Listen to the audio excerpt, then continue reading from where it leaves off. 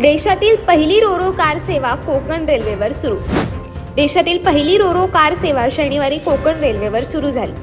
रायगडमधील कोलाड ते गोव्यातील वेर्णा दरम्यान ही सेवा सुरू करण्यात आली असून पहिल्या प्रवासात 5 4-चाकी वाहने आणि 19 प्रवासी सहभागी झाले.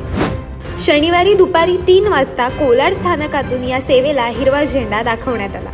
पहिल्या प्रवासासाठी कोलाड नांदगाव दरम्यान 4 वाहनांचे तर वेर्णापर्यंत 1 वाहनाचे आरक्षण झाले.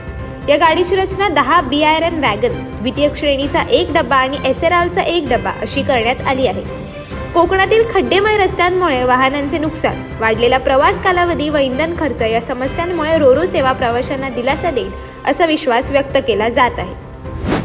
दरम्यान रस्त्याने कोलाड वेर्णा प्रवासासाठी 10 ते 12 तास लागतात, तर रोरो सेवेद्वारे रेल्वेने प्रवासास 12 तास लागतात. मात्र गाडी लोडिंगसाठी आणि 3 तास आधी पोहोचण्याची आवश्यकता असल्याने प्रत्यक्ष वेळ वाचत नाही. शिवाय एका वाहनाचे भाडे 7,875 रुपये आणि प्रवाशांचे स्वतंत्र भाडे असा खर्च सर्वसामान्यांना परवडणारा नाही अशी प्रतिक्रिया व्यक्त होत आहे. गणेशोत्सव काळात कोकण रेल्वे मार्ग अतिशय व्यस्त असतो. अशा वेळी माल वाहतुकीसाठी वेगळी गाडी चालवल्यास प्रवासी गाड्यांच्या वेळापत्रकावर विपरीत परिणाम होऊ शकतो अशी चिंता प्रवाशांनी व्यक्त केली आहे. कोकण रेल्वे प्रशासनाने सुरुवातीला रोरो सेवेसाठी किमान 16 वाहनांचे आरक्षण बंधनकारक ठेवले होते.